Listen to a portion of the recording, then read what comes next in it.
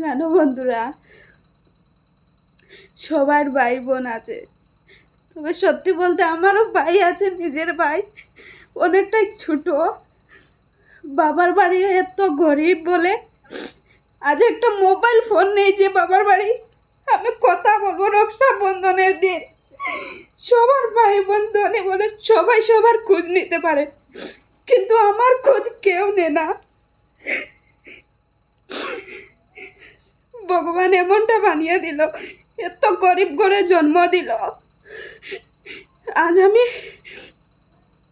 বাড়িতে নেই, বাড়ি থেকে অনেকটাই দূরে আছি বলে না ভাইয়ের সাথে কথা বলতে পারছি না কোনো কিছু।